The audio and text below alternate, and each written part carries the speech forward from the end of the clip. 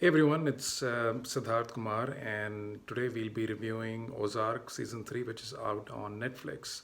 So I've seen all the shows of this particular season. It's a worth watch. That's what I would start off with. But just to give a recap of what the show is all about to my viewers, is that there is this family of four, and Jason Bateman, who is the lead actor, Laura Linney, who's the wife of Jason Bateman, and their two kids. So there's a money laundering scheme that goes wrong, and Jason has to relocate to the city of Ozark. That's where he's starting this money laundering again.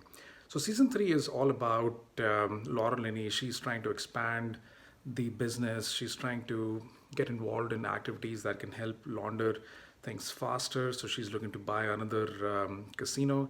And then also have Lauren Linney, who goes by the name of Wendy Bird. Her brother shows up, and the brother gets to know about the laundering scheme, and he eventually gets into the hands of the Mexican drug cartel and gets killed. So this is the overall story. So the story starts off at a very slow pace, I would say. Season 1, season 2 were very fast paced. This is a dark drama, crime thriller, and one of the best shows that I've seen in the US. So the pace is a bit slow when in the beginning, Laura Linney, who is more adamant, she's trying to go out of the way and invest in casinos, expand the business, while Jason wants to just keep a low profile and not engage overall in things that might bring the FBI's attention, or the other agencies' notice on him and his business and family. So as she's trying to do it, you also have her brother that, out of nowhere, he's a school teacher, but he has some medical health problems. He takes pills, and he comes and finds Laura Linney. So he comes there, he's sitting, he's relaxing, he's spending some time there. He goes by the name of Uncle Ben, and he acted well in the show. But as he meets different people in the casino, the office girl, he figures out that there's something wrong happening, and because he's not on his meds now, then things kind of go out of control. He doesn't know what he's saying, and he crashes a fundraising event, and then he also goes to the lawyer that represents the Mexican drug cartel, and says everything to her daughter, that this is what your mom is engaged in. This is all money laundering. She represents a drug cartel. They kill people. They've done bad things, and it ultimately then goes sour. And then Laura Linney is trying her best to, escape, make her brother escape. So she takes him on this ride to Knoxville, but eventually she also gives this information to the lawyer and the drug cartel about his location. He's killed, and then the drug cartel actually also, they kidnap Jason Bateman, and they're torturing him. So that's something that really struck out in this show. There was a period of slowness, but there was also this torturing which was never shown before, and then also that Laura Linney, when her brother gets killed and she's coming back, she's crying, she's drinking alcohol, vodka, and she just can't, come back. You could really see that uh, the actors really are, to the breaking point, and it just is so natural.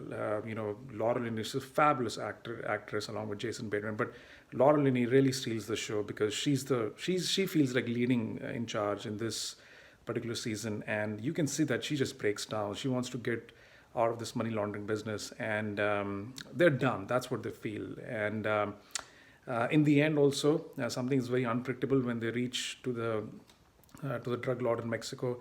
The lawyer is shot dead out of nowhere. I was not expecting that. That totally was a surprise. So that's what I like about this show, because I like crime drama. It's thrill. You never know what's coming. It's very unpredictable. This show is that sort of material, and the acting is very intenseful. Each and every actor has fit through, whether it's the son of Jason Bateman, the daughter, whether it's the casino worker, FBI agent, Laura Linney, Ben, the guy who was uncle for the kids. The acting is just phenomenal. The intensity is so good that you're always looking to see what's coming next and all that. And just navigating these challenges is something that you really get drawn to. Ozark, a family that has moved from Chicago, they had everything, but they moved to a small town. How are the children managing? How are the parents managing? They have to keep a low profile.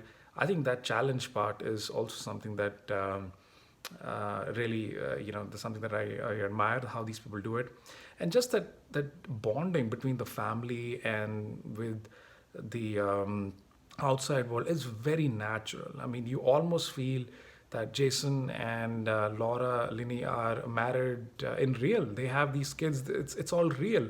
So it's that good of a show that you just think that this is happening next door, and you want to help them, but it's a show. You just want to see them. So that's absolutely brilliant. Brilliant. I talked about the breaking point in season one, season two, where it was about different things. Season three is very much about the break point of Laura Linney, like she's crying profusely in the car, and I've not seen that in season one, season two, not that if I remember, but fabulous acting. And there are a lot of moments here. They cuss a lot in the show. Sometimes it gets overboard. Like this is too much. But I think it is. It's sometimes it's required. The show is intense. There's a lot happening. There's a lot of pressure, a lot of stress, and people are using that word. Even kids are using it. So maybe the producers, maybe the director would want to kind of tone down on the effort. That's what I think. And they've also shown the relationship between one of the white members, and he's now living with the old lady, and it's kind of a very uncomfortable situation where he's sleeping with her. This woman is almost 70-year-old. This guy is 20-year-old. That relationship is also a bit absurd to me. I think people are gonna kind of may not like it because of the age difference. But otherwise, the acting is good of the white member or Darlene. Again a very she's very bold. She takes off a gun and shoots a guy's genital. The action sequences, the torturing. It's a very dark show. So if I have to if I have to give some ratings to this, I'm going to give 4.5 out of 5 because I think the direction, acting, editing, the cinematography is fabulous. Maybe where it lacks is some of those things which I just talked about in the end. But other than that, go watch it. It's on Netflix. Make sure kids are not around, but it is a great season. I can't wait to watch season 4. Thank you.